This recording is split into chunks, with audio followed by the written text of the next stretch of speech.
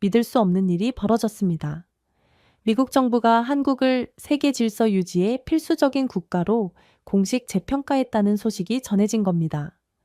미 국무부와 국방부가 한국에 대한 전략적 접근을 전면 수정하기로 결정했고, 이는 외교계에 엄청난 파장을 일으켰습니다. 그런데 이 모든 변화의 배경에는 러시아와 북한도 몰래 인정할 수밖에 없었던 한국의 놀라운 진실이 숨겨져 있었습니다. 지금부터 시작되는 이야기는 여러분의 가슴을 뜨겁게 만들어 드릴 겁니다.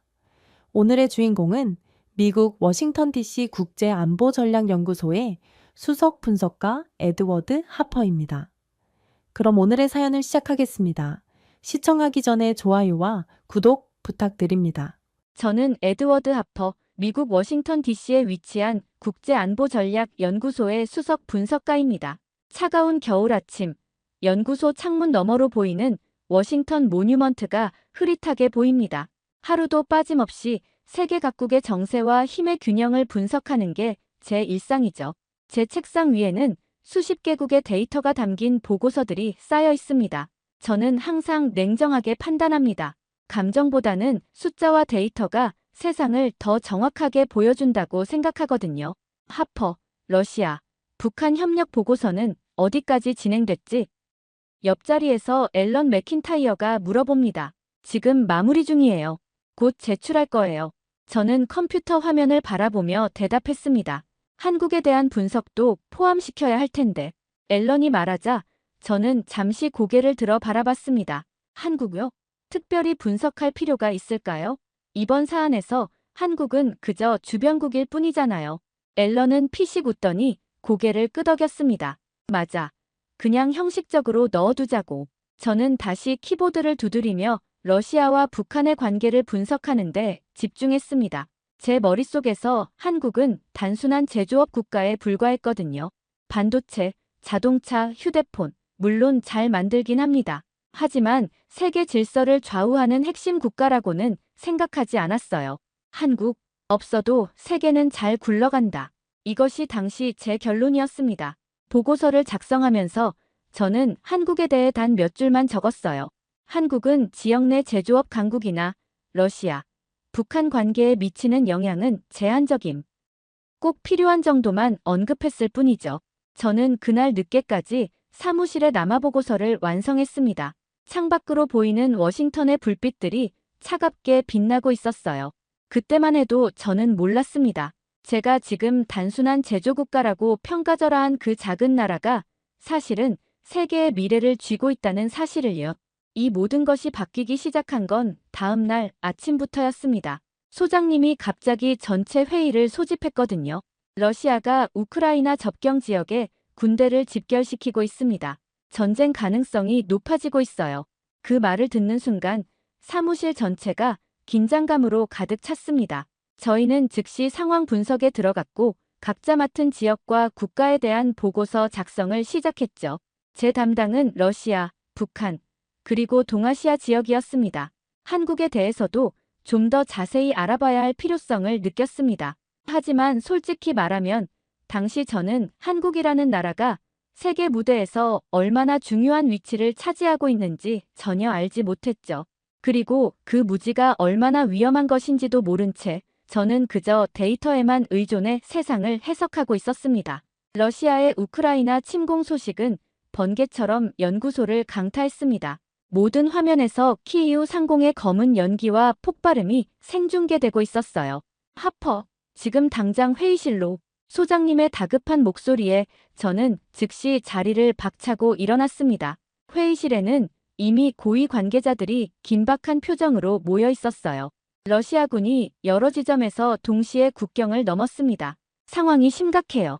소장님이 빠르게 상황을 설명하는 동안 저는 메모를 하며 이 충격적인 상황을 정리했습니다. 그때 방 안의 모든 시선이 저에게 향했어요. 하퍼, 방금 국방부에서 극비 정보가 들어왔네. 자네에게 직접 전달하라고 했어. 소장님이 저에게 봉인된 파일을 건넸습니다. 사무실로 돌아와 파일을 열어보니 충격적인 내용이 있었어요. 러시아 군부가 비밀리에 북한과 접촉해 무기 거래를 진행 중이라는 정보였습니다. 이 정보의 진위를 확인하는 과정에서 저는 한국의 역할이 중요하다는 것을 깨달았어요. 바로 그때 전화가 울렸습니다. 하퍼, 한국의 반응을 분석해야 해. 왜 직접적인 무기 지원을 하지 않는지. 국무부 관계자의 말에 저는 즉시 한국 관련 자료들을 모으기 시작했습니다. 분석 도중 이상한 점을 발견했어요.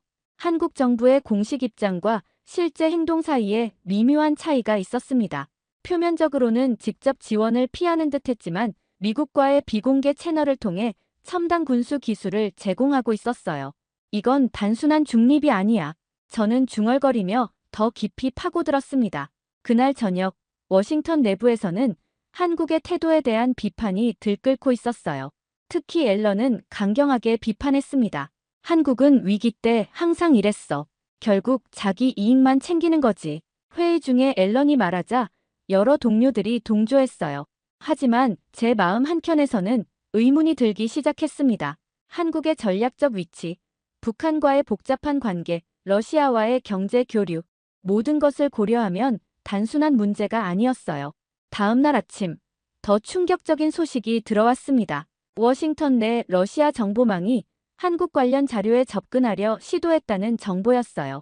하퍼, 자네가 직접 한국 정보기관과 접촉해야겠어. 소장님의 지시에 저는 깜짝 놀랐습니다. 빨리 움직여야 해. 무언가 큰 그림이 있어 보여.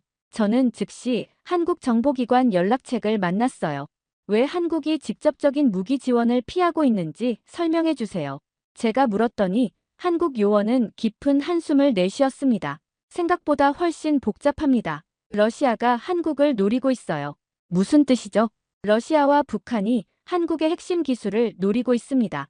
우리가 우크라이나에 직접 무기를 제공하면 북한이 즉시 도발할 가능성이 높아요. 그 말을 듣는 순간 저는 머릿속에서 퍼즐 조각이 맞춰지는 느낌이 들었습니다. 한국은 단순히 줄타기를 하는 것이 아니라 복잡한 지정학적 압박 속에서 최선의 전략을 선택하고 있었어요. 사무실로 돌아오는 길에 누군가 저를 미행한다는 느낌이 들었습니다. 잠시 후 제 책상에는 정체불명의 메모가 놓여 있었어요. 한국의 기술을 조사하는 건 위험한 일이다. 러시아어로 쓰인 메모였습니다. 그 순간 저는 이것이 단순한 정보 분석이 아닌 훨씬 더 위험하고 중요한 문제라는 것을 깨달았어요. 한국에 대한 저의 이해는 이제 막 시작되고 있었습니다. 러시아와 북한이 포괄적 군사협력 조약을 전격 발표했다는 소식에 연구소는 발칵 뒤집혔습니다. 하퍼, 즉시 조약문 전문을 분석해. 소장님의 지시에 저는 밤새 조약 내용을 파헤쳤어요. 표면적으로는 일반적인 협력 조약처럼 보였지만 곳곳에 이상한 점이 눈에 띄었습니다. 이것 좀 봐주세요. 저는 동료를 불러 특이한 문구를 가리켰어요. 포괄적 군사 지원이라고 되어 있는데 범위가 전혀 명시되지 않았습니다. 즉각적 대응이라는 문구도 정확한 기준이 없었고요. 더 면밀히 살피던 중 저는 조약문 사이에 숨겨진 특이한 패턴을 발견했습니다. 특정 단어들만 모으니 또 다른 메시지가 드러났어요. 이건 암호 같은데요? 밤새 해독 작업을 진행한 결과 충격적인 내용이 드러났습니다. 러시아와 북한이 한국의 핵심 기술을 탈취하기 위한 작전을 준비하고 있었어요. 특히 한국의 조선 기술과 우주 발사체 기술이 주요 타겟이었습니다. 소장님, 긴급히 보고드릴 게 있습니다. 저는 새벽녘에 소장님을 불러 발견한 내용을 전달했어요. 소장님의 얼굴이 창백해졌습니다. 하퍼, 이 정보는 극도로 기밀이야. 당분간 아무에게도 말하지 마. 그날 오후, 저는 또 다른 중요한 정보를 입수했습니다. 모스크바 크렘린 궁 지하 작전실에서 극비 회의가 열렸다는 내용이었어요. 회의 녹취록을 읽는 순간 저는 경악했습니다. 러시아 국가안보위원장이 한 말 때문이었어요. 북극 항로도 경제 재건도 한국 없이는 불가능합니다. 외무장관도 이어 발언했습니다. 한국을 놓치면 러시아는 강대국 지위를 잃게 됩니다. 절대 허용해선 안 됩니다. 그리고 가장 충격적인 말이 이어졌어요. 북한과의 협력은 한국 기술에 접근하기 위한 우회로일 뿐입니다. 저는 이 정보의 신빙성을 확인하기 위해 러시아와 한국의 경제 데이터를 철저히 분석했습니다. 놀랍게도 모든 증거가 이 정보를 뒷받침했어요. 러시아는 북극 항로 개발과 경제 현대화를 위해 한국의 기술이 절실했습니다. 세계 최고의 쇠빙선 건조 기술과 극지 운항 기술을 보유한 한국은 러시아에게 필수적인 파트너였어요. 이 사실을 정리하던 중 갑자기 사무실 불이 꺼졌습니다. 어둠 속에서 누군가 제 뒤로 다가오는 기척이 느껴졌어요. 그 정보를 어디서 얻었지? 낯선 목소리였습니다. 저는 재빨리 책상 아래로 몸을 숨기고 비상벨을 눌렀어요. 경비원들이 달려올 때까지 침입자는 사라졌습니다. 하지만 제 컴퓨터는 해킹 시도의 흔적이 있었어요. 누군가 당신을 노리고 있어요. 보안팀장이 말했습니다. 크렘린 비밀회의 정보를 입수한 것이 알려진 모양이에요. 소장님은 즉시 저의 안전을 위한 조치를 취했습니다. 하퍼, 이 정보는 너무 중요해. 자네가 직접 한국에 가서 확인해야겠어. 갑작스러운 결정이었지만 저는 동의했어요. 이제 제게는 두 가지 임무가 있었습니다. 한국의 진짜 기술력을 확인하는 것, 그리고 러시아, 북한의 실제 의도를 파악하는 것. 출발 전날 밤, 소장님이 저를 따로 불렀습니다. 하퍼, 조심해. 자네가 알게 된 정보는 러시아와 북한에게는 결코 알려져선 안 될 것들이야. 저는 고개를 끄덕였습니다. 한국이 왜 그들에게 그토록 중요한지 직접 확인하고 오겠습니다. 그렇게 저는 완전히 새로운 시각으로 한국행 비행기에 올랐습니다. 인천공항에 도착하자마자 예상치 못한 상황을 맞닥뜨렸습니다. 북한이 갑자기 동해상으로 미사일을 발사했다는 긴급 뉴스가 공항 전체에 울려 퍼졌어요. 당연히 혼란과 공포가 일어날 거라 생각했지만 놀랍게도 한국인들은 평소와 다름없이 행동하고 있었습니다. 이쪽입니다, 하퍼씨. 김주영 외교부 직원이 차분하게 저를 맞이했어요. 북한 미사일 발사에 대해 걱정 안 하세요? 제가 물었더니 김주영은 미소를 지었습니다. 이런 일은 우리에겐 일상이에요. 지금도 우리 군과 정보기관이 완벽하게 대응하고 있습니다. 그 말을 듣는 순간 저는 한국의 위기관리 능력에 첫 번째 충격을 받았어요. 첫 목적지는 부산 조선소였습니다. 하지만 KTX로 이동하는 도중 김주영에게 갑자기 전화가 왔어요.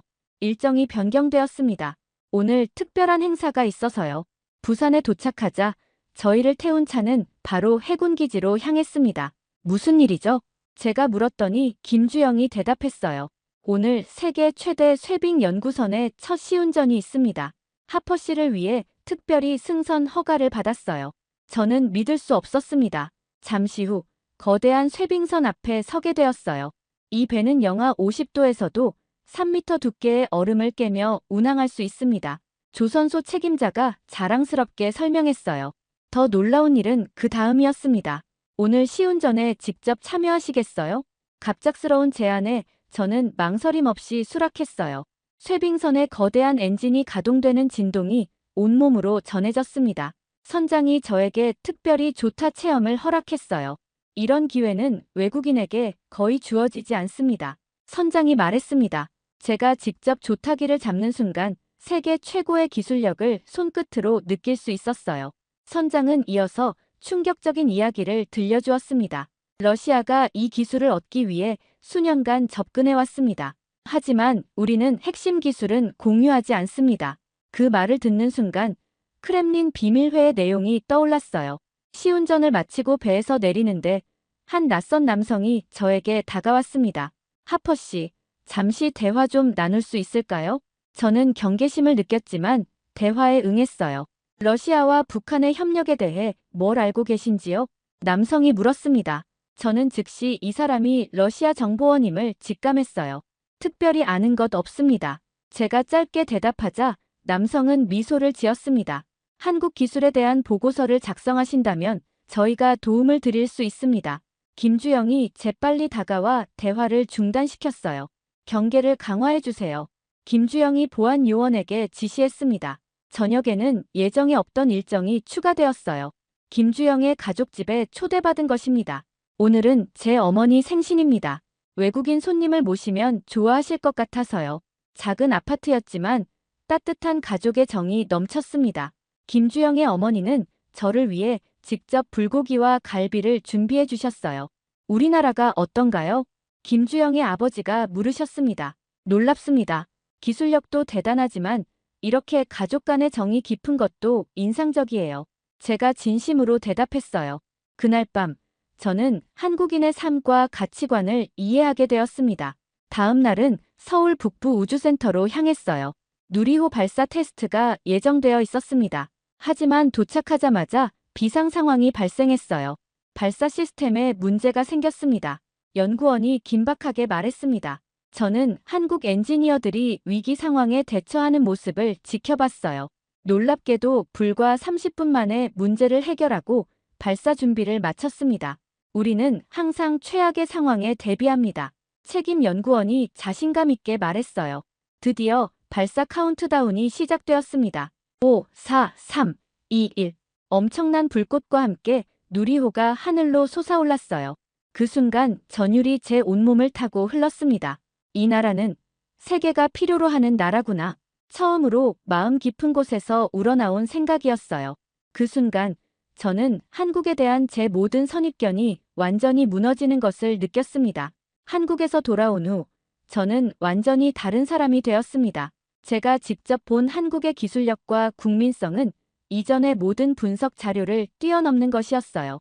사무실로 들어서자마자 앨런이 비꼬는 듯한 표정으로 다가왔습니다. 어때?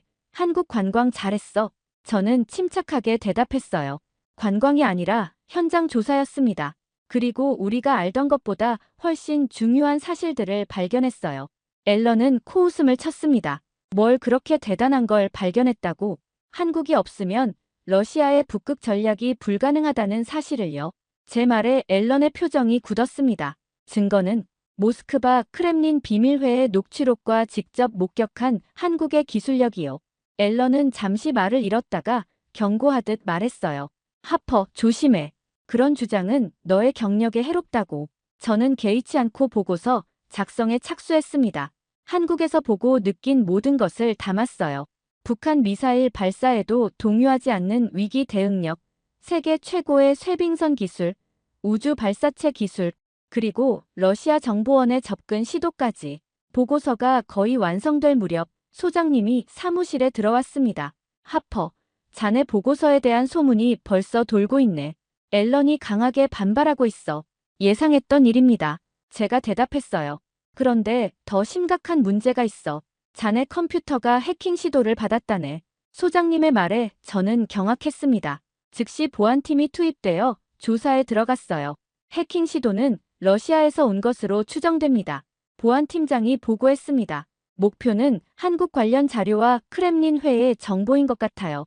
저는 그제서야 제가 다루는 정보의 가치를 실감했습니다. 러시아와 북한이 이토록 필사적으로 한국 기술을 노리고 있다는 사실이 충격적이었어요. 그날 오후 한국국제전략부 박서윤과 화상회의를 했습니다. 하퍼 씨, 귀국 후 안전하신가요? 박서윤이 물었어요. 해킹 시도가 있었습니다. 제가 솔직히 말했더니 박서윤은 전혀 놀라지 않았습니다. 예상했던 일이에요. 하퍼 씨가 너무 많은 것을 보셨으니까요. 무슨 뜻이죠? 한국은 지금 세계에서 가장 중요한 기술의 교차로입니다. 반도체, 배터리, 조선, 우주기술, 러시아와 북한이 필사적으로 원하는 것들이죠. 박서윤은 화면을 통해 한 폴더를 공유했어요. 이건 한국이 비밀리에 개발 중인 핵심 기술 목록입니다. 국가 안보에 직결된 내용이라 공개된 적 없어요.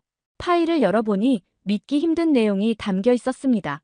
차세대 인공지능 기반 국방 시스템, 양자 암호화 통신, 초음속 무인기 기술, 이것들이 실제로 존재하는 기술인가요? 제가 놀라서 물었어요. 이미 상당 부분 개발이 완료되었습니다. 하지만 공개하지 않을 뿐이죠. 박서윤의 말에 저는 더욱 충격을 받았어요. 왜 이런 정보를 저에게 공개하시는 겁니까? 미국이 한국의 진정한 가치를 알아야 할 때가 왔기 때문입니다. 박서윤이 진지하게 대답했어요. 평화는 말이 아니라 행동입니다. 우리는 지금도 세계 평화를 위해 보이지 않는 곳에서 싸우고 있어요. 화상회의가 끝난 직후 앨런이 제 사무실에 들이닥쳤습니다.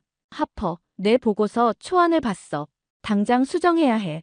앨런의 목소리는 분노로 가득 차 있었어요. 한국에 대한 과대평가는 우리 연구소의 신뢰도를 떨어뜨릴 거야. 과대평가가 아닙니다. 사실이에요. 제가 단호하게 말했어요. 러시아와 북한이 한국 기술에 접근하기 위해 모든 수단을 동원하고 있다는 걸 직접 목격했습니다. 앨런은 거의 소리를 지르다시피 했어요. 그런 주장을 뒷받침할 구체적인 증거는 어디 있어? 저는 컴퓨터 화면을 돌려 크렘린 비밀회의 녹취록을 보여주었습니다. 앨런은 문서를 훑어보더니 창백해졌어요. 이게 진짜라면 진짜입니다. 그리고 방금 전에는 러시아에서 이 정보를 해킹하려 했어요. 앨런은 말없이 사무실을 나갔습니다. 저는 창밖을 바라보며 깊은 생각에 잠겼어요. 이제 저는 결정적인 선택의 기로에 서 있었습니다. 한국의 진정한 가치를 세상에 알릴 것인가? 아니면 기존의 관점을 유지할 것인가? 제 마음은 이미 결정되어 있었어요. 세계는 한국의 진정한 가치를 알아야 한다. 저는 다짐했습니다.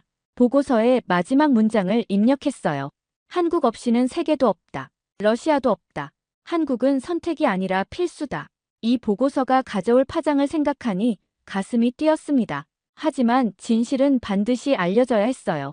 특히 한국이라는 나라가 세계 평화와 기술 발전에 얼마나 중요한지를. 저는 마지막으로 보고서를 검토한 후 소장님에게 제출 버튼을 눌렀습니다. 이제 돌이킬 수 없는 변화가 시작되었어요. 보고서 제출 마감일이 다가왔습니다. 저는 사무실에서 밤을 새우며 최종 검토를 하고 있었어요. 창밖으로 보이는 워싱턴의 밤하늘에는 별이 거의 보이지 않았습니다. 컴퓨터 화면에는 제가 작성한 보고서가 띄워져 있었어요. 러시아, 북한 군사협력과 동아시아 정세 분석. 처음 구상했던 내용과는 완전히 달라져 있었습니다. 특히 한국에 관한 부분이요. 예전에는 단 몇 줄로 끝냈던 한국 분석이 이제는 보고서의 핵심을 차지하고 있었어요. 저는 마지막 결론 부분을 다시 읽어봤습니다. 한국 없이는 세계도 없다. 러시아도 없다. 한국은 선택이 아니라 필수다. 과연 이대로 제출해도 될까 고민했습니다. 이건 제 분석 방향을 완전히 뒤집는 내용이었으니까요. 특히 앨런은 이 보고서를 강하게 반대할 게 분명했습니다. 하지만 직접 본 현실, 수집한 데이터, 그리고 제 직업적 양심이 저에게 말했어요. 진실을 전하라. 결심했습니다. 저는 보고서를 최종 저장하고 소장님께 이메일로 보냈어요. 그리고 집으로 돌아가 쉬기로 했습니다. 다음 날 아침 예상대로 사무실은 소란스러웠어요. 하퍼, 제정신이야? 앨런이 제 사무실로 성큼성큼 걸어 들어왔습니다. 무슨 말씀이신지 저는 침착하게 물었습니다. 이 보고서, 갑자기 한국을 세계의 중심인 것처럼 포장하다니. 앨런의 목소리에는 분노가 가득했어요. 포장이 아니라 사실입니다. 직접 보고 확인한 내용이에요.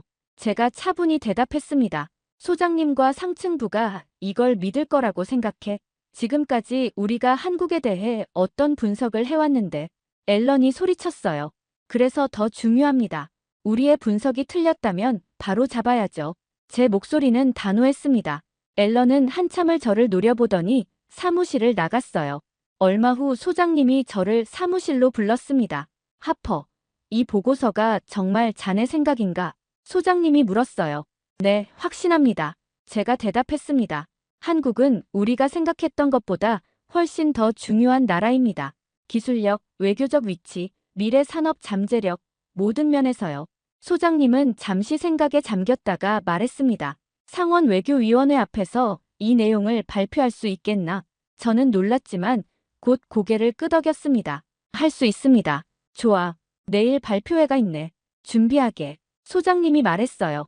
사무실로 돌아오는 길에 앨런과 마주쳤습니다. 축하해, 하퍼.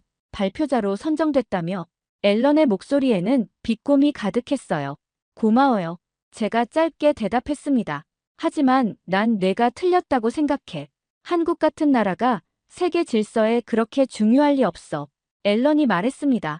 내일 증명하겠습니다. 저는 단호하게 대답했어요. 사무실로 돌아와 저는 발표 준비를 시작했습니다. 제 인생에서 가장 중요한 발표가 될 것 같았어요. 한국에서 본 것들, 느낀 것들, 그리고 분석한 모든 데이터를 정리했습니다.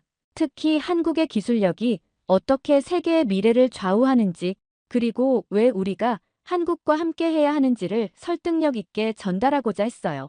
준비를 마치고 저는 창밖을 바라봤습니다. 내일 모든 것이 달라질 거라는 예감이 들었어요. 발표회 당일 제 가슴은 두근거렸습니다.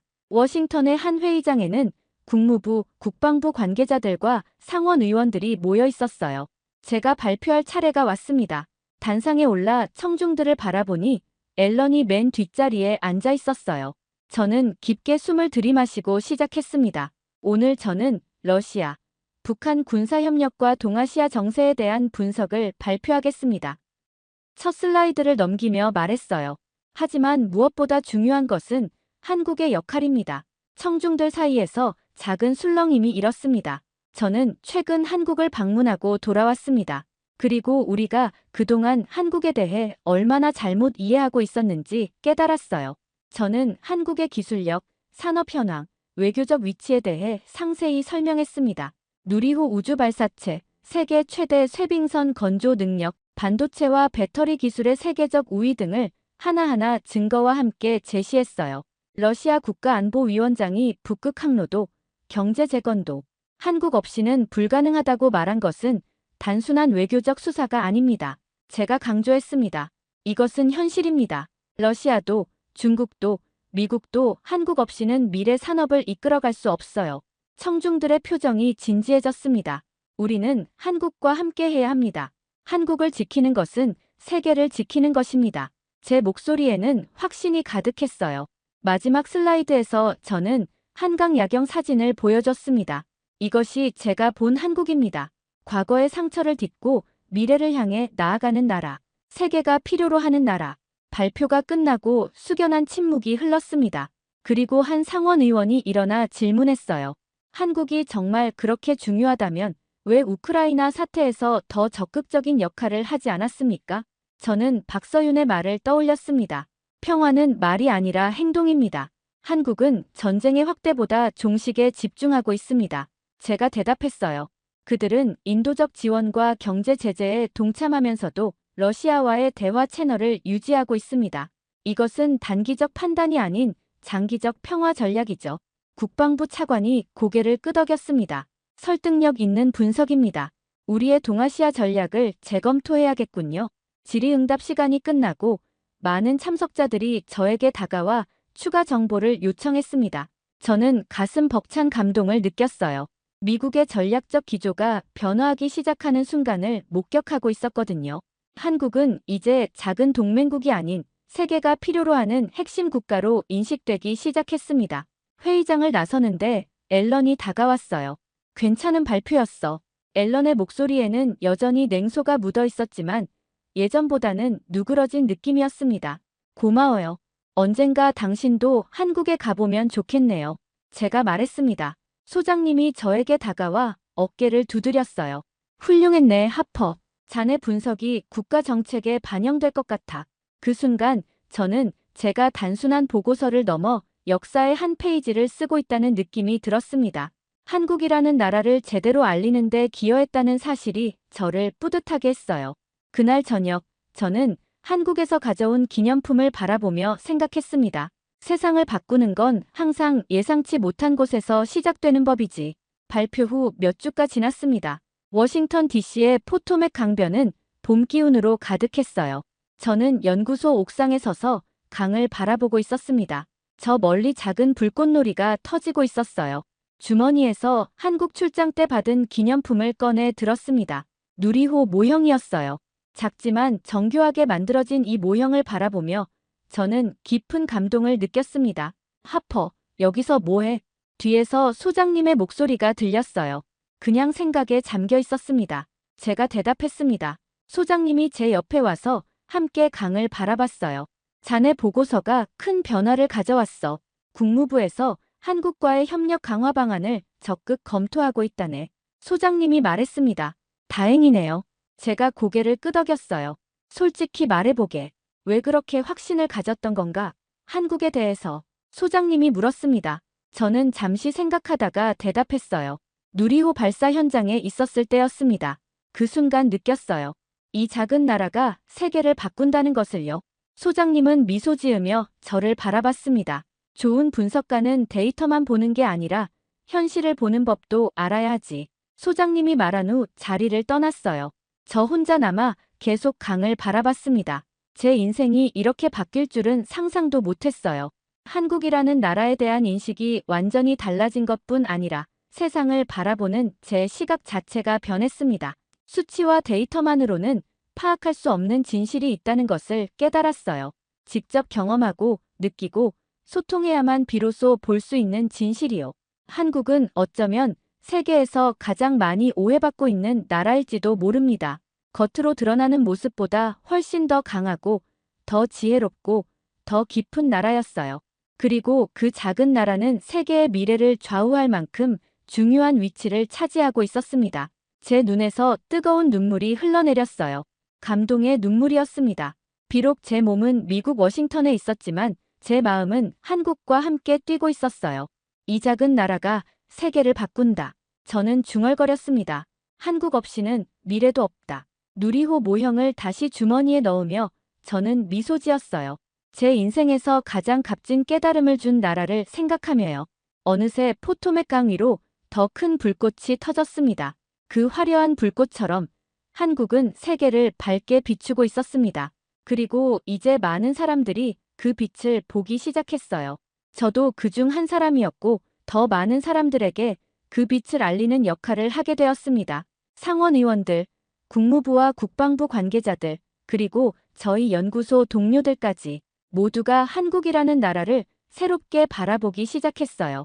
앨런조차 최근에는 한국에 관한 연구를 시작했다고 들었습니다. 세상은 변하고 있었습니다. 그리고 그 변화의 중심에 한국이 있었어요.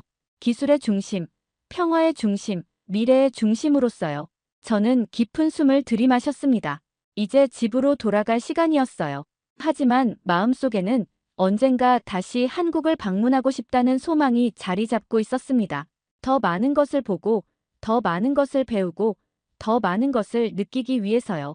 그리고 무엇보다 그 작은 나라가 어떻게 세계를 변화시켜가는지 직접 목격하기 위해서였습니다. 믿을 수 없는 일이 벌어졌습니다. 말도 안 되는 물가 폭등으로 대통령까지 나서 대국민 사과를 했지만 상황은 나아지지 않았습니다. 대형 마트에는 1인당 1개만 구매 가능이란 제한 문구가 붙었고 일부 상점 앞에는 오픈런이 벌어지기도 했습니다.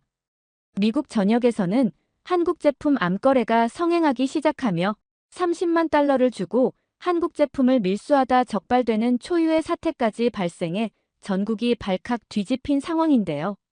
미국의 거대 도시들이 한국의 작은 물건 하나에 목숨을 걸게 된 것입니다.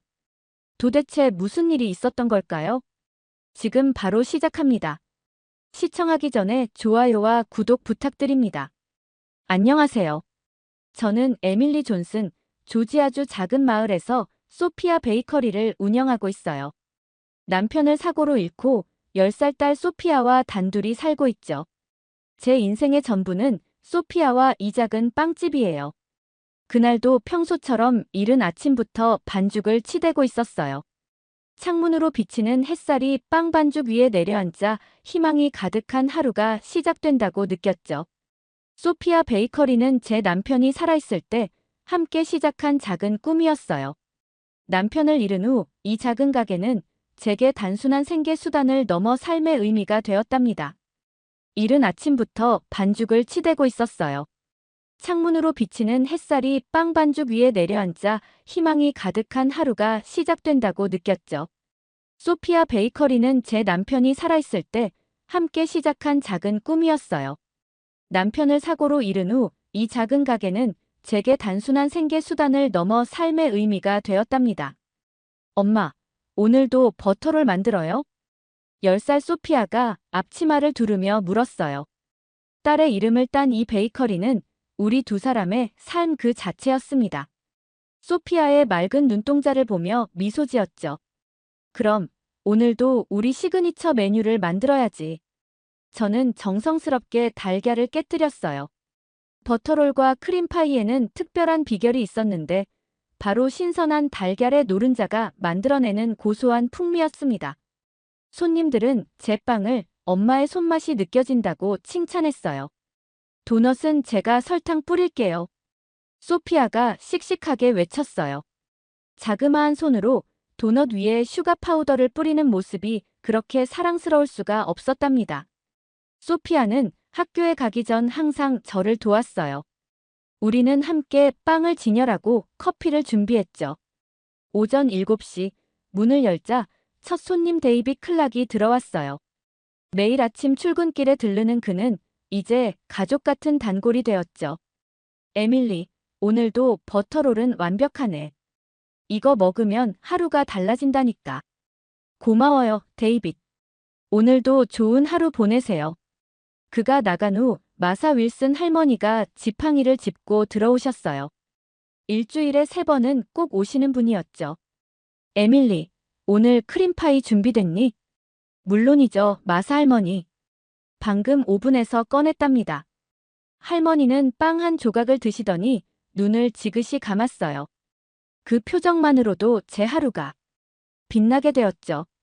이렇게 저는 작은 행복을 매일 느끼며 살아왔습니다. 그런데 요즘 뉴스에서 자주 들리는 이야기가 있었어요. 조류 인플루엔자로 인한 달걀 수급 문제였죠. 별일 아닐 거라 생각했는데 그날 마트에 갔을 때 저는 처음으로 불안감을 느꼈어요. 달걀 코너가 텅 비어 있었거든요. 죄송합니다만 달걀은 한 고객당 한 팩으로 제한하고 있습니다. 마트 직원의 말에 놀라 가격표를 확인했어요. 달걀 한 판에 $30. 믿기지 않았습니다. 일주일 전만 해도 $6였는데 이게 무슨 일이죠? 손이 떨렸어요. 이 가격으로는 빵을 만들어도 남는 게 없을 텐데 그날 밤 저는 계산기를 두드리며 밤을 지새웠답니다. 다음 날이 다가올수록 불안은 더 커져갔어요. 달걀 없이 빵을 만들 순 없는데 이대로라면 제 작은 베이커리는 어떻게 될까요? 달걀 값은 매일 치솟았어요. 마트 선반은 텅 비었고 남아있는 몇 개 달걀 앞에는 한 고객당 한 팩 제한이라는 안내문이 붙어 있었죠. 한 알에 거의 $1, 한 판에 $30가 넘는 가격이었어요. 텔레비전에서는 도널드 트럼프 대통령이 의회 연설에서 달걀값 문제를 언급하는 모습도 보였습니다. 달걀값을 손 쓸 수가 없어요. 우리는 되돌리려 노력하고 있습니다. 대통령이 직접 나서서 말할 정도라니 사태가 심각하다는 걸 실감했어요.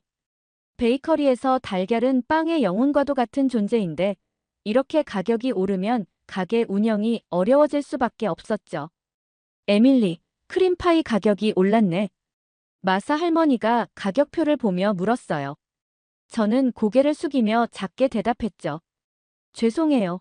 달걀값이 너무 올라서 어쩔 수 없었어요. 할머니는 이해한다는 듯 고개를 끄덕였지만 그날부터 할머니의 방문이 뜸해졌어요. 데이빗도 더 이상 매일 오지 않았고 한 주가 지나자 매출은 반 토막이 났습니다. 엄마, 왜 손님들이 안 와요? 소피아가 텅 빈 가게를 보며 물었어요. 아이에게 어떻게 설명해야 할지 막막했죠. 달걀이 없으면 빵을 만들 수 없고 빵이 없으면 베이커리를 운영할 수 없다는 현실을 소피아가 이해할 수 있을까요? 물가가 많이 올라서 그런 거야. 곧 좋아질 거야. 소피아의 눈을 마주보며 거짓말을 했어요. 하지만 제 마음속에는 불안감이 가득했죠. 이렇게 계속된다면 가게 문을 닫아야 할지도 모른다는 두려움이 엄습했습니다. 그날 저녁 빵집 문을 닫고 계산대 앞에 앉아 장부를 들여다보고 있을 때였어요. 소피아가 학교에서 그린 그림을 들고 왔죠. 그림 속에는 우리 베이커리와 웃고 있는 소피아와 제 모습이 그려져 있었어요. 엄마, 이거 봐요. 나중에 크면 저도 엄마랑 같이 빵 만들 거예요. 그 순간 가슴이 찢어지는 것 같았어요. 소피아에게 이 가게는 단순한 빵집이 아니라 미래의 꿈이자 희망이었으니까요. 저는 소피아를 꼭 안아주며 다짐했어요. 엄마가 꼭 방법을 찾아볼게. 다음 날, 저는 용기를 내어 지역 식자재 유통업체를 운영하는 조셉 브라운에게 전화했어요. 조셉은 오랫동안 우리 가게에 재료를 공급해온 믿을 수 있는 사람이었죠. 조셉, 달걀 없이는 더 이상 버틸 수 없어요. 혹시 다른 방법이 없을까요? 잠시 침묵이 흐른 후 조셉이 조심스럽게 말했어요. 사실 중국에서 수입되는 달걀이 있긴 해. 가격이 미국산의 절반도 안 해. 품질은 글쎄, 그건 직접 확인해 봐야 할 거야. 저는 망설였어요. 중국산 달걀로 제 빵의 맛을 지킬 수 있을지 확신이 없었죠. 하지만 다른 선택지가 없었습니다. 알겠어요. 일단 주문해 볼게요. 이틀 후 중국산 달걀이 도착했어요. 첫인상부터 좋지 않았죠. 껍질이 너무 얇아 쉽게 깨지고 상자를 열자마자 비린내가 확 풍겼어요. 노른자는 탁하고 색이 흐릿했습니다. 하지만 이것이 우리의 마지막 희망이었기에 용기를 내어 반죽을 시작했어요. 이게 정말 괜찮을까? 의심이 들었지만 저는 그 달걀로 빵을 구웠습니다. 빵이 구워지는 동안 가게에 퍼지는 향기가 평소와 달랐어요. 뭔가 이상한 냄새가 섞여 있었죠. 소피아가 코를 찡그렸어요. 엄마, 이상한 냄새가 나요. 첫 번째 중국산 달걀로 만든 빵이 오븐에서 나왔을 때 저는 바로 알았어요. 뭔가 잘못됐다는 것을요. 색은 평소처럼 황금빛이었지만 냄새가 달랐습니다. 그래도 희망을 놓지 않고 먼저 맛을 봤어요. 어떤 맛이지? 한 입 베어 물자마자 후회했죠. 입안에 퍼지는 비릿한 맛, 그리고 뭔가 화학적인 느낌이 가득했어요. 아무리 좋은 밀가루와 버터를 사용해도 달걀의 품질이 떨어지면 빵 전체의 맛이 망가진다는 사실을 뼈저리게 느꼈습니다. 그날 아침 용기를 내어 그 빵들을 진열대에 올렸어요. 다른 선택지가 없었으니까요. 데이빗이 첫 손님으로 들어왔습니다. 에밀리, 오늘도 버터롤 2개 부탁해. 저는 망설이다가 솔직하게 말했어요. 데이빗, 오늘 빵은 조금 달라요. 중국에서 수입한 달걀로 만들었거든요. 데이빗은 웃으며 대답했죠. 괜찮아. 내 솜씨면 어떤 재료로도 맛있게 만들 수 있잖아. 그의 믿음에 감사했지만 그가 빵을 한 입 베어 물자 표정이 굳었어요. 그는 애써 웃으려 했지만 제가 알아챘죠. 좀 다르네. 하지만 괜찮아. 커피와 함께라면 충분히 먹을 만해. 하지만 그는 평소와 달리 버터롤을 다 먹지 않았어요. 그리고 다음 날부터 데이빗은 더 이상 오지 않았습니다. 마사 할머니도 비슷한 반응이었어요. 크림파이를 한 입 먹자마자 인상을 찌푸렸죠. 에밀리, 이건 전에 먹던 내 빵이 아니잖아. 뭔가 이상한데? 할머니의 말에 가슴이 아팠어요. 10년 넘게 지켜온 제 빵의 맛, 남편과 함께 일궈온 자부심이 한순간에 무너지는 느낌이었으니까요. 죄송해요, 할머니. 달걀 때문에. 할머니는 이해한다는 듯 고개를 끄덕였지만 크림파이를 남기고 가셨어요. 그날 이후로 마사 할머니도 가게에 오지 않았습니다. 손님들의 반응은 모두 비슷했어요.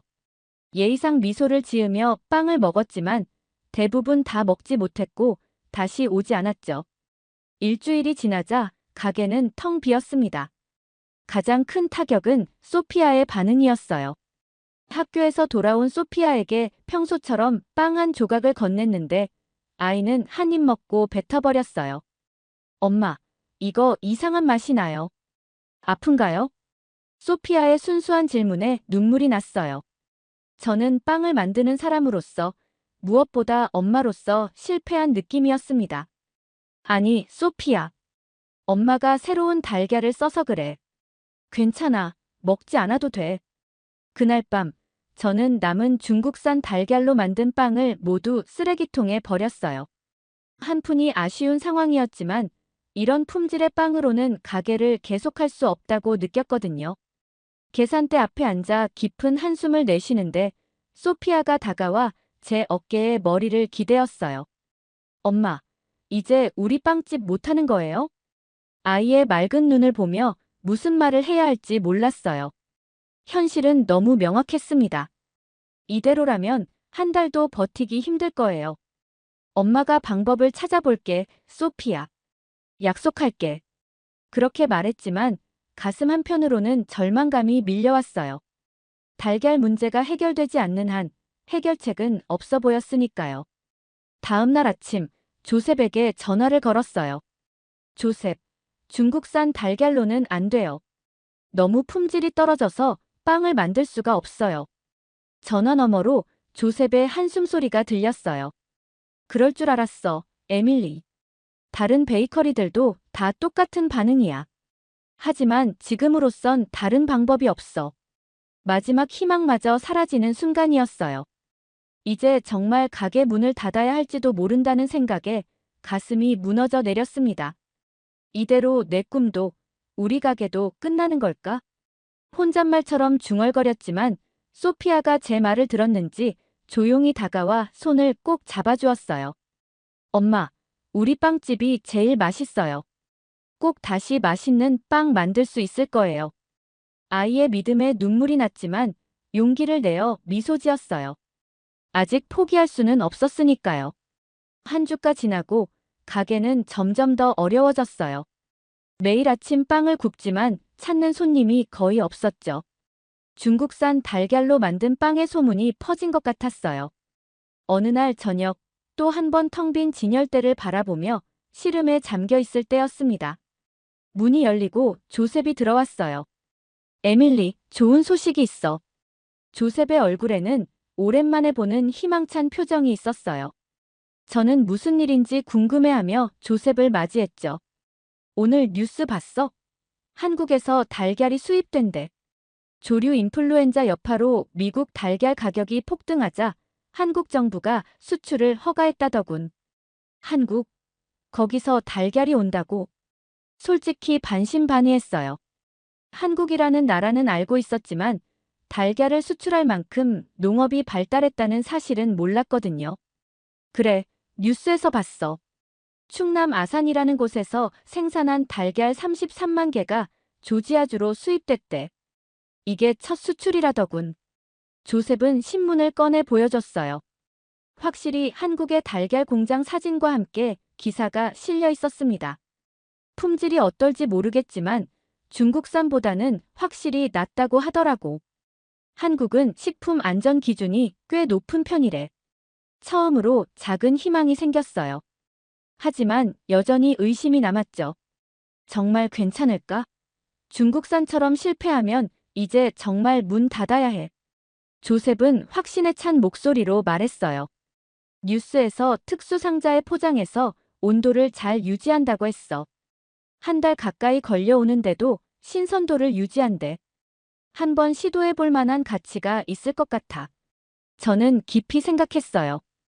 이것이 마지막 기회일지도 모른다는 생각이 들었습니다. 소피아의 웃는 얼굴을 떠올리며 결심했어요. 좋아, 조셉. 주문해줘.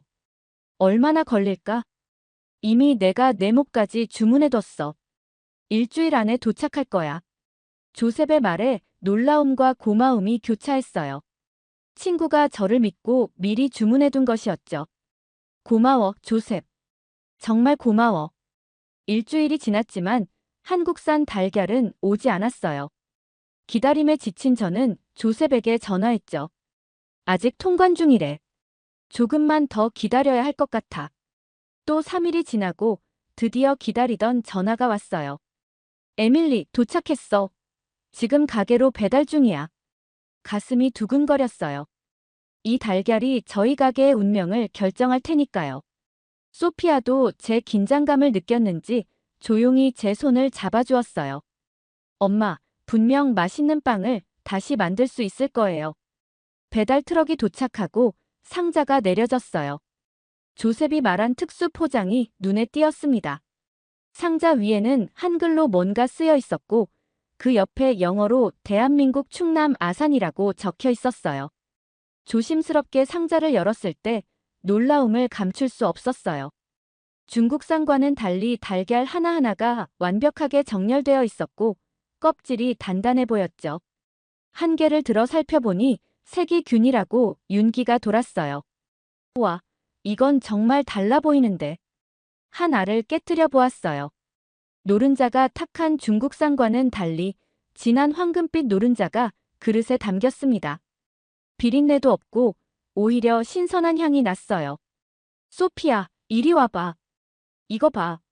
소피아가 달려와 노른자를 보더니 환하게 웃었어요. 와, 엄마. 정말 예쁜 색이에요. 이거로 빵 만들면 맛있겠다. 저도 아이처럼 들뜬 마음이었지만 아직 확신할 수는 없었어요. 실제로 빵을 구워봐야 했으니까요. 내일 아침 일찍 빵을 구워보자. 그리고 우리 단골 손님들을 초대해볼까? 소피아는 신이 나서 고개를 끄덕였어요. 우리 둘 다 오랜만에 설레는 마음으로 잠자리에 들었습니다. 다음 날 새벽, 평소보다 일찍 일어나 베이커리로 향했어요. 오늘은 특별한 날이 될 것 같았거든요. 한국산 달걀을 사용해 버터롤과 크림파이, 그리고 브리오슈까지 모든 시그니처 메뉴를 준비했습니다. 반죽을 만드는 순간부터 달랐어요. 한국산 달걀의 노른자가 반죽에 더해지자 색이 선명해지고 향이 더 풍부해졌거든요. 오븐에서 구워지는 동안에는 예전과 같은 고소한 향기가 가게 전체에 퍼졌습니다. 첫 번째 빵이 오븐에서 나왔을 때 저는 떨리는 손으로 한 조각을 떼어 맛을 봤어요. 그 순간 눈물이 왈칵 쏟아질 뻔했습니다.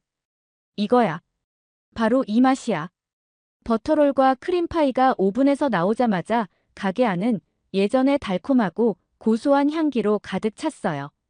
소피아는 제 옆에서 기대에 찬 눈으로 빵을 바라보고 있었죠. 엄마, 빵 색깔이 예전처럼 예뻐졌어요. 정말 그랬어요.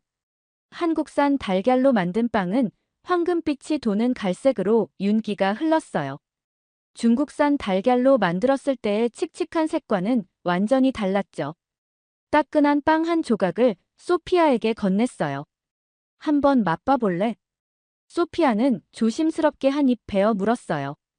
잠시 씹더니 눈이 동그래졌습니다. 엄마, 이게 우리 빵이에요. 진짜 맛있어요. 아이의 순수한 반응에 가슴이 뭉클했어요. 저도 한 조각을 맛보았죠. 부드러운 식감, 고소한 향, 그리고 달콤한 풍미까지. 모든 것이 예전 그대로였습니다. 아니, 어쩌면 더 나아졌을지도 몰라요. 이제 진짜 시험되는 손님들이야. 가게 문을 열기 전 마지막으로 진열대를 정리했어요. 예전처럼 빵들을 가지런히 놓고 창가에는 오늘의 특별 시식회, 모든 고객님께 무료 시식을 제공합니다라는 안내문을 붙였죠. 제 빵의 맛이 돌아왔다는 사실을 모두에게 알리고 싶었거든요. 첫 손님은 데이빗이었어요.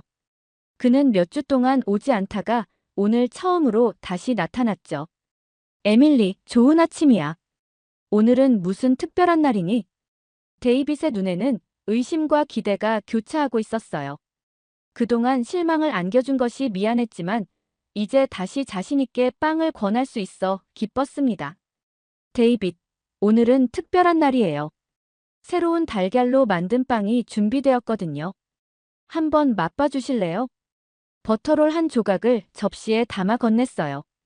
데이빗은 조심스럽게 한 입 베어 물었죠. 그리고 잠시 후 그의 얼굴에 놀라움이 번졌어요. 이거야. 내가 알던 에밀리의 빵 맛이 돌아왔네. 데이빗은 평소의 2배 분량을 주문했어요. 게다가 회사 동료들을 위한 빵도 추가로 요청했죠. 다들 내 빵을 그리워했어, 에밀리. 이제 다시 매일 올게. 데이빗이 떠나고 얼마 지나지 않아 마사 할머니가 지팡이를 짚고 천천히 들어오셨어요. 예전에는 일주일에 몇 번씩 오셨는데 중국산 달걀 사건 이후로 발길을 끊으셨죠. 에밀리, 오늘 특별한 일이 있다고 해서 왔단다. 할머니의 목소리에는 기대감이 묻어 있었어요. 저는 미소를 지으며 크림파이 한 조각을 준비했습니다. 할머니, 이거 한번 드셔보세요. 새로운 달걀로 만들었어요. 마사 할머니는 빵을 한 입 드시더니 눈을 지그시 감으셨어요. 그리고 천천히 입을 여셨죠. 이거야. 우리가 알던 내 빵 맛이야. 어디서 이런 달걀을 구한 거니? 한국에서 왔대요, 할머니. 지구 반대편에서요. 할머니는 놀라움에 눈을 크게 뜨셨어요. 한국? 거기서 달걀이 여기까지 온다고? 믿기지 않는구나. 하지만 이 맛이라면 정말 특별한 달걀임에 틀림없어. 그날 오후 소문이 퍼지기 시작했어요. 데이빗이 회사 동료들에게 알렸고 마사 할머니는 노인회관에 소식을 전했죠. 저녁이 되기 전에 가게는 손님들로 가득 찼어요. 모두 한국산 달걀로 만든 빵을 맛보고 싶어 했죠. 이 달걀이 정말 한국에서 온 거예요? 어떻게 그렇게 신선할 수 있죠? 우리가 먹는 달걀이 지구 반대편에서 온 거라고. 믿기지 않네. 질문이 쏟아졌지만 저는 행복했어요. 손님들이 돌아왔고 제 빵에 대한 신뢰도 회복되었으니까요. 진열대는 빠르게 비워졌고 오늘 하루 매출은 위기 전 수준을 훌쩍 넘었습니다. 가게 문을 닫고 정리를 하는데 소피아가 달걀 상자를 유심히 살펴보고 있었어요. 엄마, 이 달걀은 누가 만든 거예요? 상자를 자세히 보니 영어와 한글로 생산지가 적혀 있었어요. 충남 아산, 이정훈 농장이라고요. 한국에 사는 이정훈이라는 농장주가 만든 것 같네, 소피아. 소피아의 눈이 반짝였어요. 그 아저씨가 우리를 도와준 거네요. 우리 빵집을 구해준 거예요. 아이의 말이 가슴에 와닿았어요. 정말 그랬어요. 지구 반대편에 사는 제가 한 번도 만난 적 없는 한국 농부가 우리 가게를 구했다는 사실이 놀라웠습니다. 맞아, 소피아. 그 아저씨 덕분에 우리 가게가 다시 시작할 수 있게 됐어. 소피아는 잠시 생각에 잠기더니 물었어요. 엄마, 한국에 가면 우리를 도와준 농장 주인 아저씨를 만날 수 있을까요? 순간 마음이 따뜻해졌어요. 지구 반대편의 낯선 이에게 전하고 싶은 감사함이 가득했죠. 언젠가 꼭 감사 인사를 전하러 가자. 그날 밤 오랜만에 편안한 마음으로 잠자리에 들었어요. 한 알의 달걀이 우리 가게, 아니 우리 삶을 바꿔놓았다는 생각이 들었거든요. 다음 날부터 소피아 베이커리는 활기를 되찾았어요. 오랜만에 가게 앞에 줄이 늘어섰고 진열대는 빠르게 비워졌죠.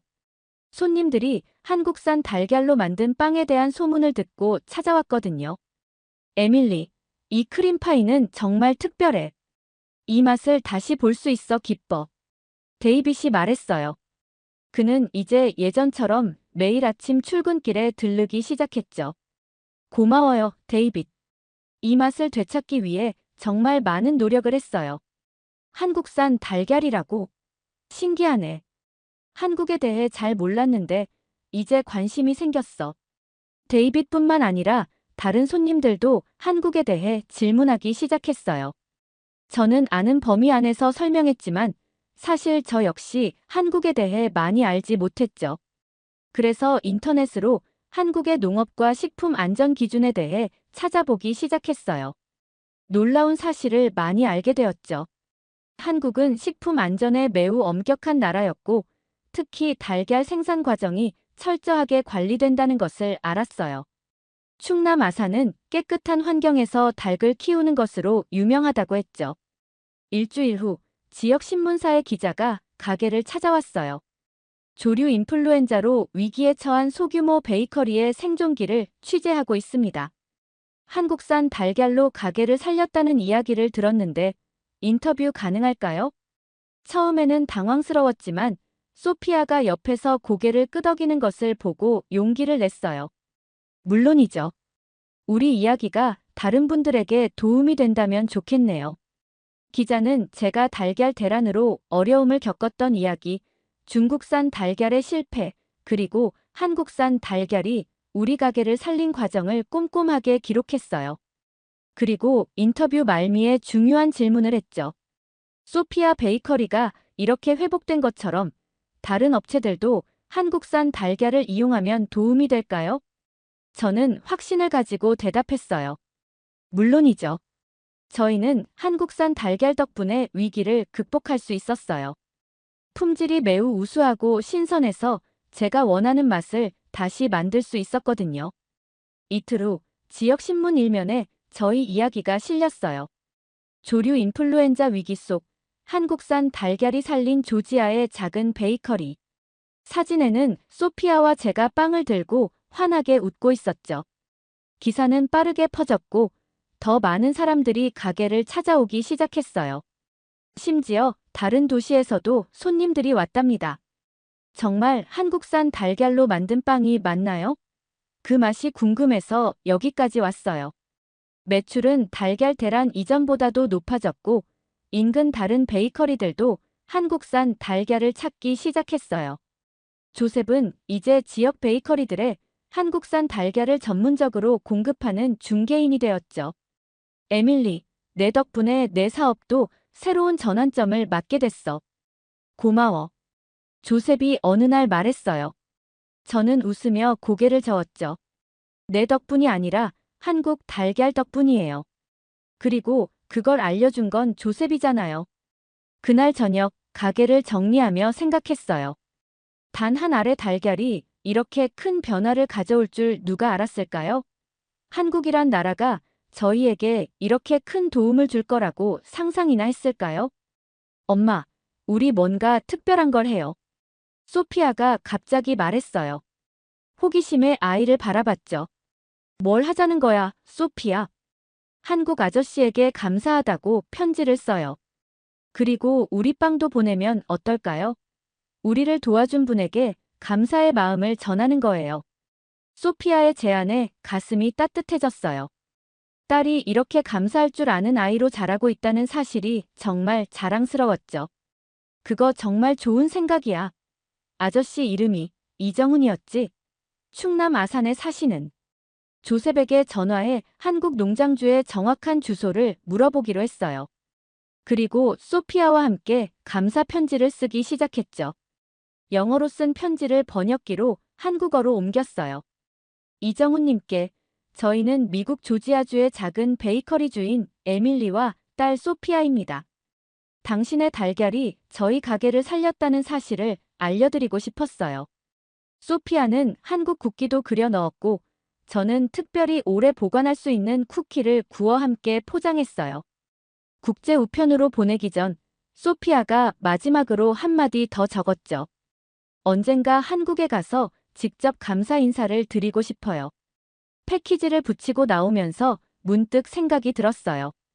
가게 입구에 무언가 특별한 것을 붙이고 싶었죠. 그래서 작은 안내문을 만들었어요. 이 빵은 한국에서 온 달걀로 구워집니다. 따뜻한 마음으로 즐겨주세요.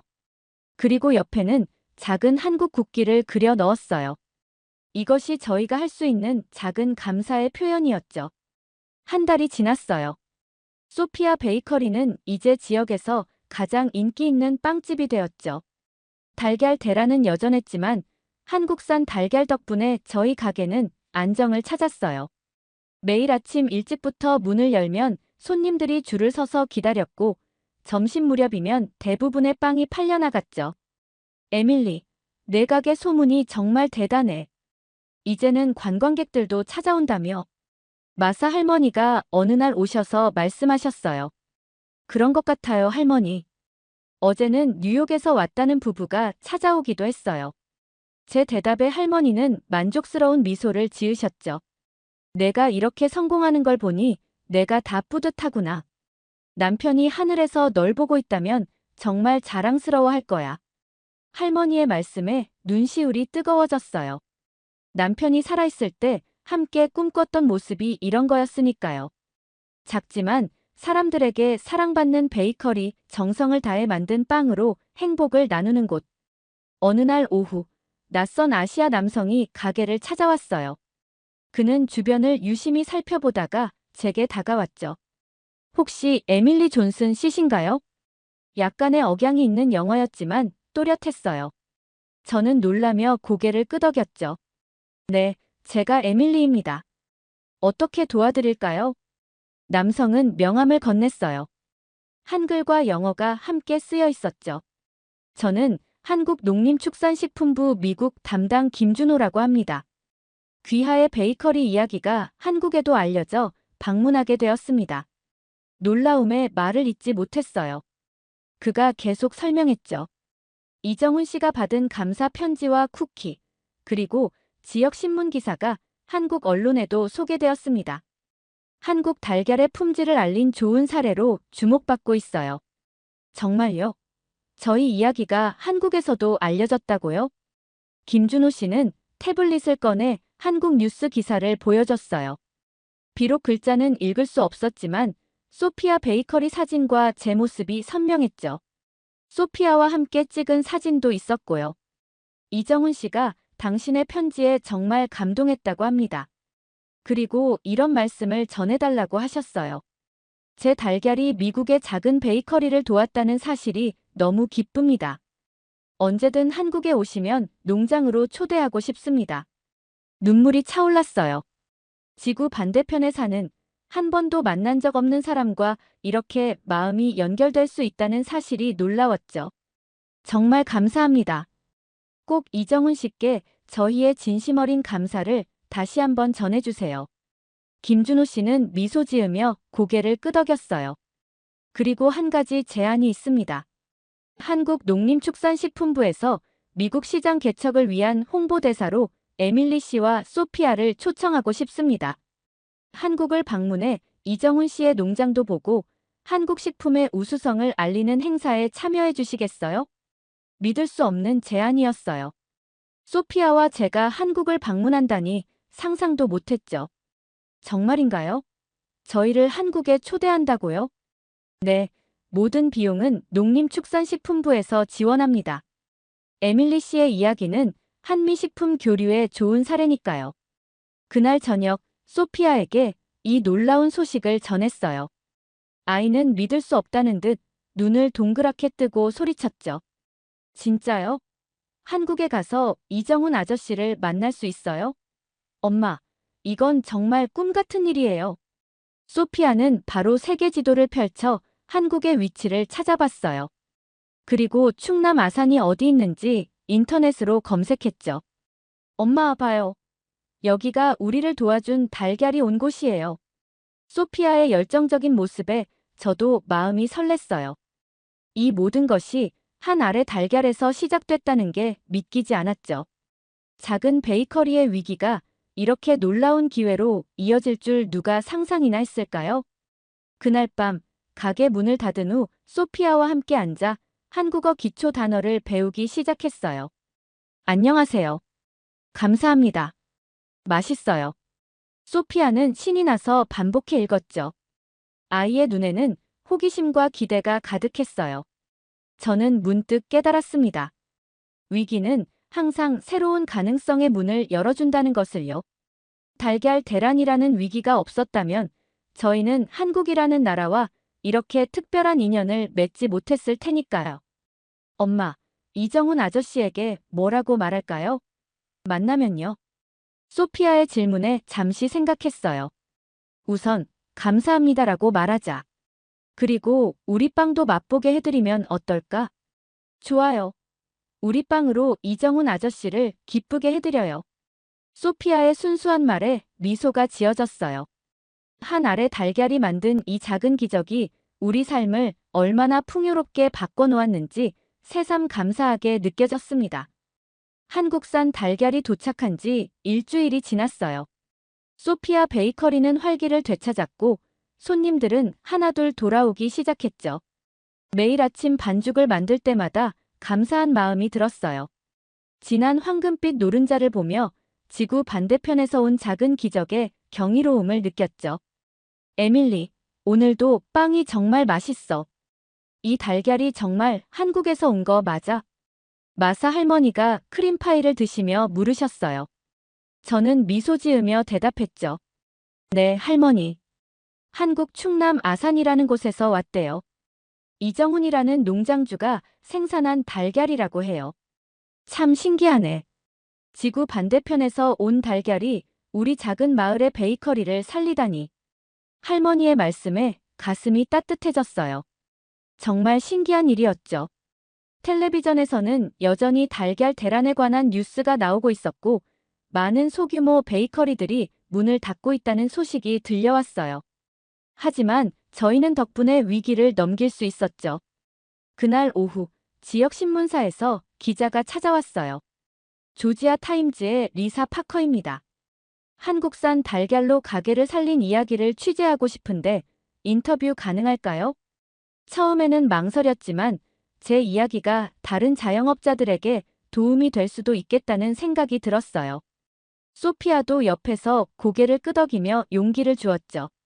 물론이죠. 저희 이야기가 도움이 된다면 기쁠 거예요. 리사 기자는 달걀 대란으로 어려움을 겪은 이야기부터 중국산 달걀의 실패, 그리고 한국산 달걀이 어떻게 저희 가게를 구했는지 꼼꼼히 기록했어요. 소피아도 인터뷰에 참여했죠. 한국산 달걀로 만든 빵을 먹었을 때 어땠니? 정말 맛있었어요. 엄마가 예전에 만들던 빵 맛이 돌아왔어요. 저는 이정훈 아저씨가 정말 고마워요. 소피아의 순수한 답변에 기자도 미소를 지었어요. 이틀 후 지역 신문 일면에 저희 이야기가 실렸어요.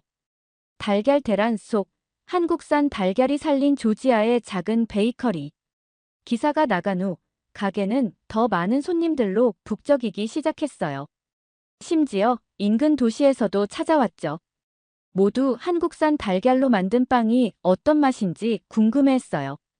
에밀리, 내 가게 이야기가 정말 감동적이야. 나도 한국산 달걀을 어디서 구할 수 있는지 알려줄 수 있을까? 다른 베이커리 주인이 저를 찾아와 물었어요. 저는 기꺼이 조셉의 연락처를 알려주었죠. 얼마 지나지 않아 조셉은 지역 베이커리들의 한국산 달걀을 공급하는 주요 유통업자가 되었어요. 에밀리, 내 덕분에 내 사업도 새로운 전환점을 맞았어. 이제 한국산 달걀 주문이 폭주하고 있어. 조셉이 감사하다며 말했어요. 저는 고개를 저었죠. 내 덕분이 아니라 한국 달걀 덕분이에요. 그리고 그걸 알려준 건 조셉이잖아요. 어느 날 아침, 소피아가 의미심장한 표정으로 다가왔어요. 엄마, 나 생각이 있어요. 이정훈 아저씨에게 감사 편지를 쓰면 어떨까요? 소피아의 제안에 가슴이 따뜻해졌어요. 아이가 감사함을 표현할 줄 아는 마음을 가졌다는 사실이 자랑스러웠죠. 그거 정말 좋은 생각이야. 어떻게 쓸까? 그날 저녁, 소피아와 함께 편지를 썼어요. 영어로 쓴 다음 번역기를 통해 한국어로도 옮겼죠. 편지에는 이정훈 씨의 달걀이 어떻게 저희 가게를 구했는지, 그리고 저희가 얼마나 감사하게 생각하는지 진심을 담았어요. 소피아는 편지 옆에 베이커리와 한국 국기를 함께 그렸고, 특별히 만든 쿠키도 함께 포장했어요. 오래 보관할 수 있는 과자를 선택했죠. 엄마, 이정훈 아저씨가 우리 편지 받으면 기뻐하실까요? 물론이지. 누군가 자신의 노력을 알아주고 감사해야 한다는 건 정말 기쁜 일이니까. 국제 우편으로 패키지를 붙이고 나오면서 가게에 특별한 것을 붙이고 싶다는 생각이 들었어요. 작은 나무 간판을 만들어 가게 문 앞에 걸었죠. 이 빵은 한국에서 온 달걀로 구워집니다. 따뜻한 마음으로 즐겨주세요. 옆에는 작은 한국 국기를 그려 넣었어요. 이것이 저희가 표현할 수 있는 작은 감사의 마음이었죠. 한 달이 지나고 놀라운 일이 일어났어요. 한국에서 편지가 도착한 것이었어요. 봉투를 조심스럽게 열어보니 이정훈 씨가 보낸 손글씨 편지와 사진이 들어 있었습니다. 영어로 번역된 편지에는 이런 내용이 적혀 있었어요. 존슨 가족에게 멀리 미국에서 보내주신 따뜻한 편지와 맛있는 쿠키, 정말 감사합니다. 제 달걀이 미국의 작은 베이커리를 도왔다는 사실이 너무나 기쁩니다. 우리 농장의 사진을 보내드립니다. 언젠가 소피아 베이커리에 방문할 수 있기를 바랍니다. 건강하시고 빵집이 번창하길 기원합니다. 이정훈 드림. 사진 속에는 이정훈 씨와 그의 가족, 그리고 달걀 농장의 모습이 담겨 있었어요. 소피아는 사진을 보며 눈을 반짝였죠. 엄마, 이정훈 아저씨가 답장을 보냈어요. 우리 사진도 걸어놓자요. 저는 이정훈 씨의 사진을 가게 한쪽 벽에 걸었어요. 그리고 옆에 작은 안내문을 붙였죠. 저희 빵의 비밀, 한국 충남 아산 이정훈 농장의 달걀입니다. 손님들은 사진을 보며 호기심 어린 질문을 했고, 저는 기쁘게 이정훈 씨와 한국 달걀에 대한 이야기를 들려주었어요. 그렇게 저희 베이커리는 한국 문화의 작은 창구가 되어갔죠. 지역 학교에서는 소피아의 반 친구들이 견학을 오기도 했어요. 소피아는 친구들에게 자랑스럽게 한국 달걀 이야기를 들려주었죠. 우리 빵이 맛있는 비결은 지구 반대편에서 온 특별한 달걀이에요. 달걀 대란은 여전히 계속되고 있었지만 이제 더 많은 베이커리와 레스토랑들이 한국산 달걀을 사용하기 시작했어요. 텔레비전 뉴스에서도 한미식품 교류의 좋은 사례로 소개되었죠. 소피아와 저는 이정훈 씨와 정기적으로 편지와 사진을 주고받기 시작했어요. 소피아는 한국어를 배우기 시작했고, 저는 한국 요리책을 사서 달걀을 활용한 한국 음식도 만들어 보았죠. 엄마, 나중에 우리 크면 한국에 꼭 가보고 싶어요. 이정훈 아저씨 농장도 보고 한국 빵도 먹어보고 싶어요. 그래, 소피아. 언젠가 꼭 갈 수 있을 거야. 우리의 작은 베이커리를 구해준 그 나라를 꼭 방문하자. 한 알의 달걀이 만든 기적은 단순히 빵집을 구한 것을 넘어 저희에게 새로운 세계와 문화를 알게 해주었어요. 위기가 오히려 더 큰 기회가 되었다는 걸 깨달았죠. 그리고 매일 아침 빵을 굽기 위해 한국산 달걀을 깰 때마다 저는 마음속으로 이정훈 씨에게 감사 인사를 전했어요. 지구 반대편의 낯선 이가 보내준 한 알의 달걀이 우리 가족에게 두 번째 기회를 선물해줬으니까요. 소피아 베이커리는 이제 단순한 빵집이 아니라 국경을 넘어선 따뜻한 인연의 상징이 되었습니다. 그리고 저는 알게 되었어요. 진정한 맛의 비결은 좋은 재료만이 아니라 그 안에 담긴 정성과 마음이라는 것을요.